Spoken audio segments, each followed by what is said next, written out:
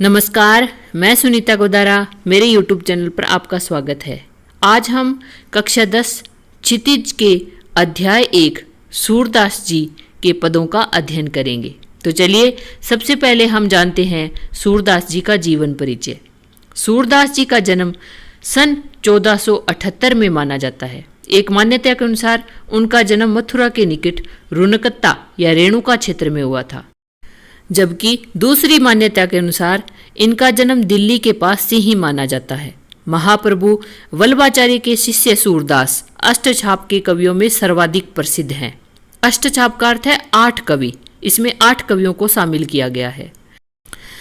वे मथुरा और वृंदावन के बीच गौ घाट पर रहते थे और श्रीनाथ जी के मंदिर में भजन कीर्तन करते थे।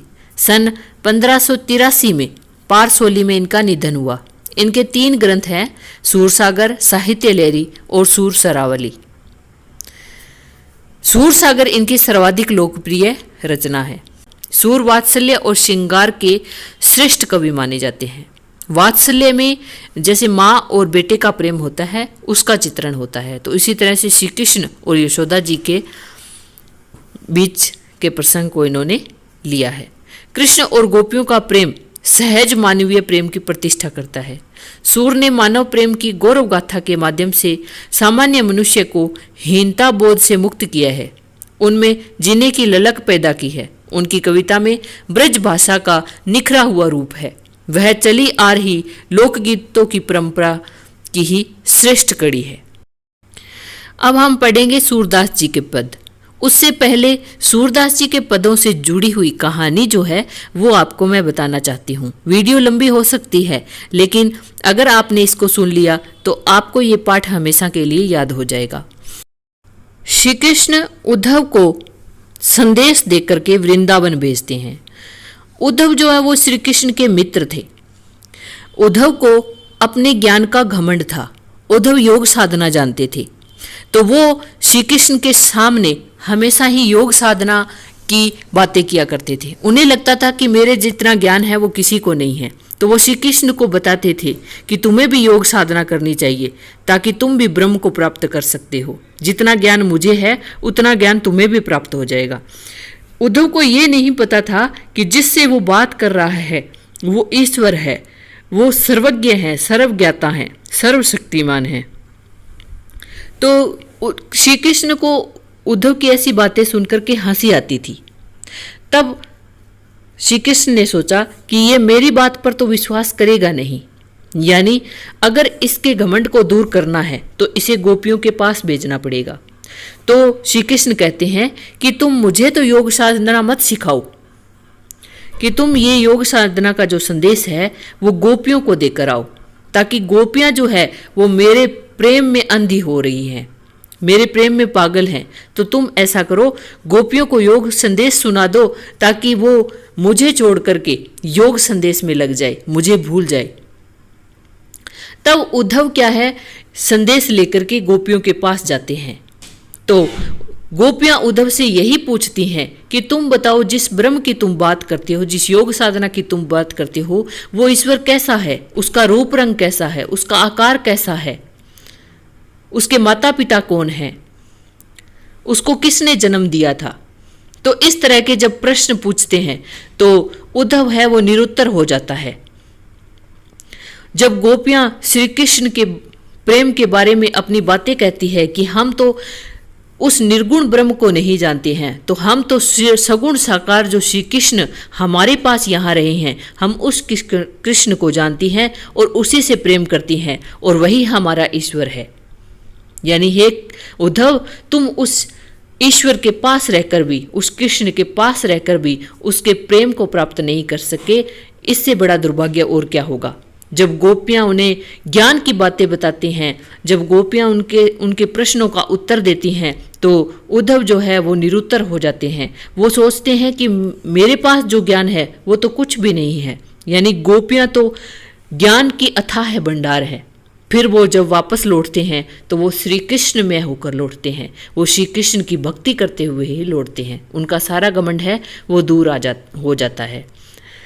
तो चलिए अब हम करते हैं व्याख्या। उससे पहले अगर आप मेरे चैनल पर नए हैं तो मेरे चैनल को सब्सक्राइब कर लें और बेल आइकन को भी प्रेस कर लें ताकि आने वाला हर नोटिफिकेशन आप तक पहुंच सके। चलिए शुरू करते हैं। इन पंक्तियों में गोपियां उद्धव पर व्यंग्य करती हैं और गोपियां व्यंग्य तब करते हैं जब उद्धव को श्री कृष्ण है वो गोपियों को योग संदेश देने के लिए भेजते हैं। तब गोपियां उद्धव से कहती है, उद्धव तुम हो अति बड़भागी, कि हे उद्धव तुम अत्यंत भाग्यशाली हो। अपरस रहत स्नेह तगाते नाही न मन अनुरागी। तगा का अर्थ है धागा, स्नेह रूपी धागा। अनुरागी का अर्थ है प्रेम। अपरस का अर्थ है जिसको स्पर्श नहीं किया गया हो, अछूता। तो यहां गोपियां कह रही है कि अपरस रहत स्नेह तगाते, कि तुम तो श्री कृष्ण के पास रहकर भी श्री कृष्ण के स्नेह प्रेम रूपी धागे से अछूते हो, यानी श्री कृष्ण के प्रेम से तुम वंचित हो। ना ही मन अनुरागी, और ना ही तुम्हारा जो मन है वो श्री कृष्ण के प्रेम में लगा हुआ है, यानी तुम्हें श्री कृष्ण से प्रेम भी नहीं है। अर्थात तुम्हारे मन में श्री कृष्ण के प्रति कोई अनुराग और प्रेम नहीं है।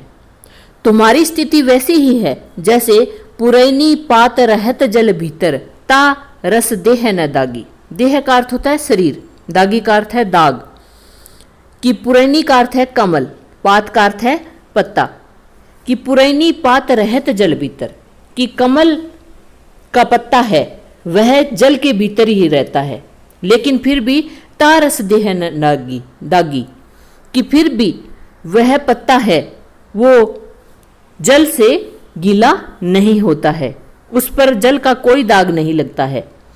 और जैसे जो जल माँ है तेल की गागरी बूंद न ताको लागी। गागरी का अर्थ होता है मटका, घड़ा।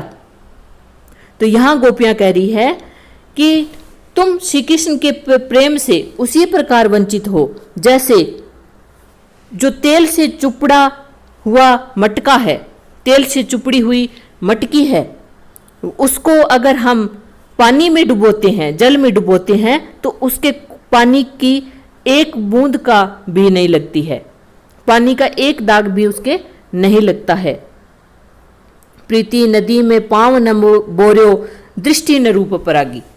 बोर्यो का अर्थ है डुबोना और परागी का अर्थ है मोहित होना, मन में अनुराग होना, कि तुमने श्री कृष्ण के प्रेम रूपी नदी में कभी पांव ही नहीं डुबोया, यानी तुम श्री कृष्ण के प्रेम में कभी डूबे ही नहीं, उनके प्रति प्रेम तुमने कभी किया ही नहीं। दृष्टि न रूप परागी, कि तुम्हारी दृष्टि है वो श्री कृष्ण के रूप पर कभी भी मुग्ध नहीं हुई है, उन पर कभी भी मोहित नहीं हुई है।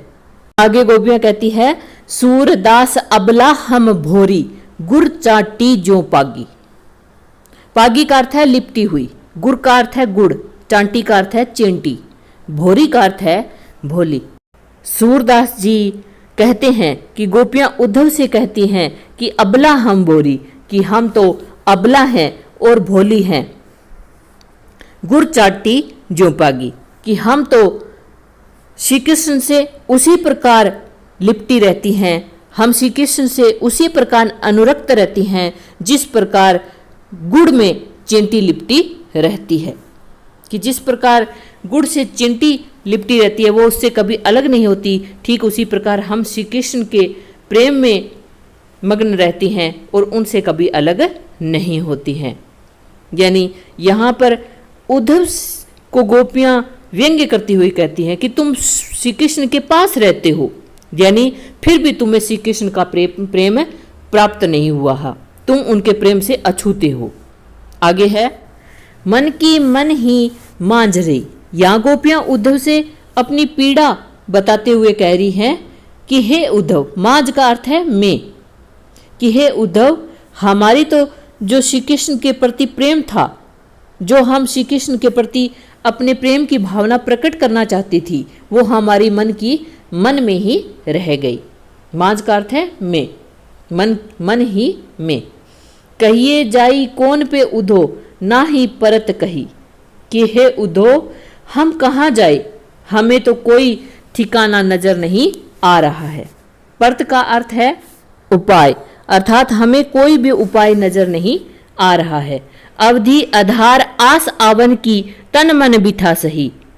बिथा का अर्थ है व्यथा, आस का अर्थ है आशा, आवन का अर्थ है आने की, और अवधि का अर्थ है समय, आधार का अर्थ है आधार।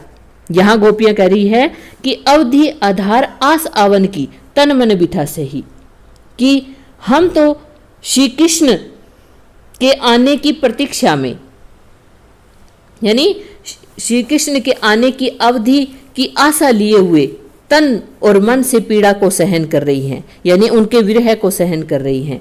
हमने सोचा था कि श्री कृष्ण आएंगे तो हमारे मन में जो श्री कृष्ण के प्रति प्रेम है उसको हम कहेंगे, लेकिन उसकी जगह आप आए हो तो हमारी मन में ही रह गई। आगे है,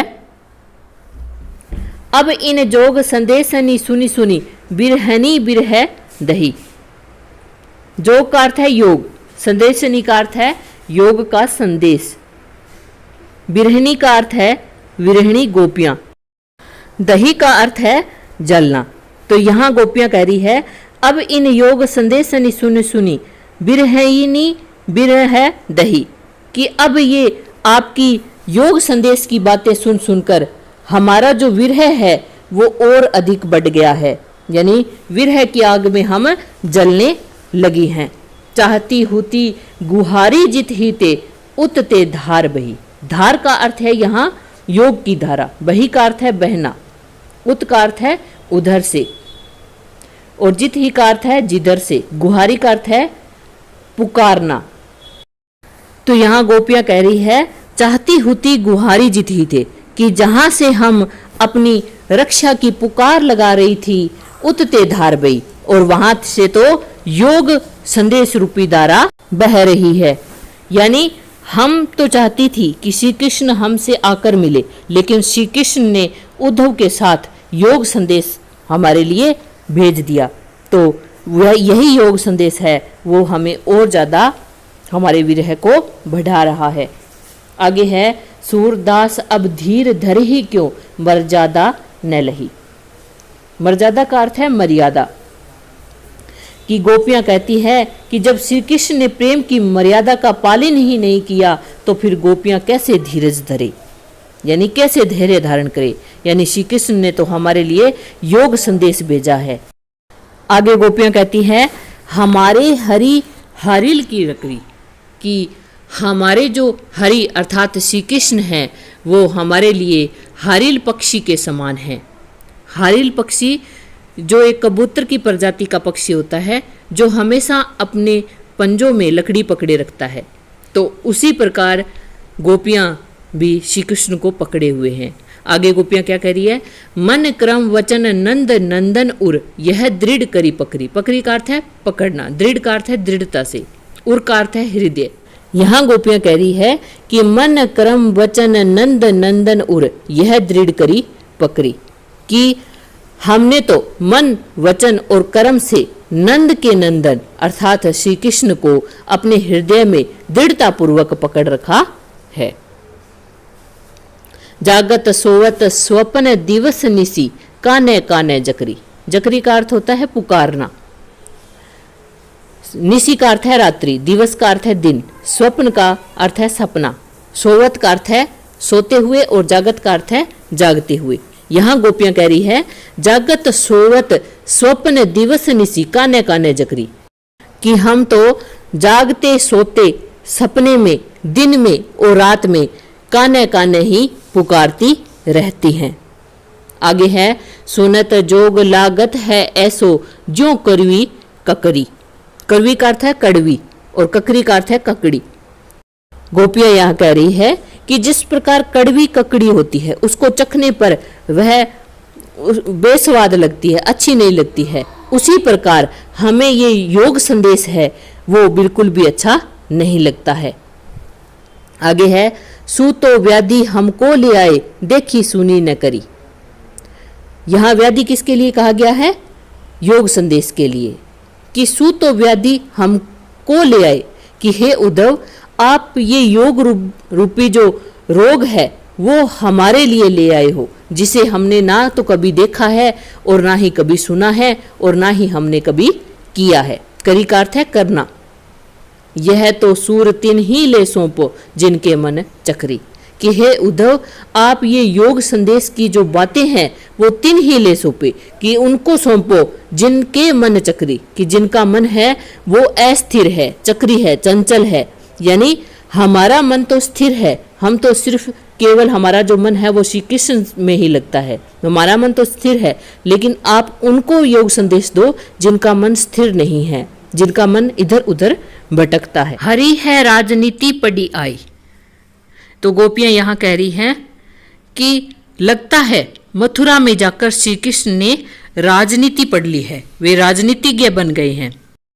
समूजी बात कहत मधुकर के समाचार सब पाए। मधुकर यहाँ उद्धव को कहा गया है, वैसे मधुकर है वो भंवरे को कहा जाता है। तो गोपियां यहाँ कह रही है कि उद्धव रूपी भंवरे के माध्यम से श्री कृष्ण है वो समस्त समाचार है वो प्राप्त कर लेते हैं और समूजी बात यानी सारी बात है वो समझ लेते हैं।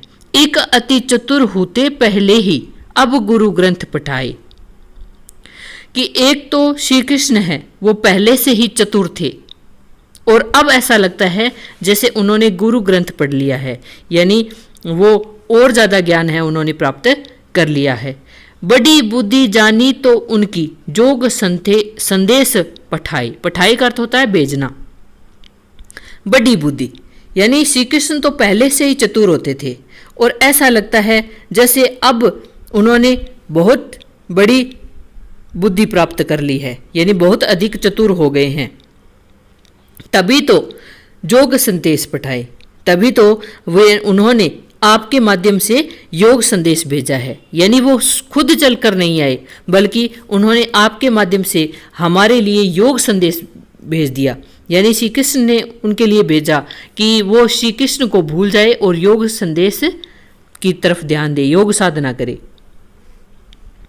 तो उधो भले लोग आगे के पर हित डोलत धाए।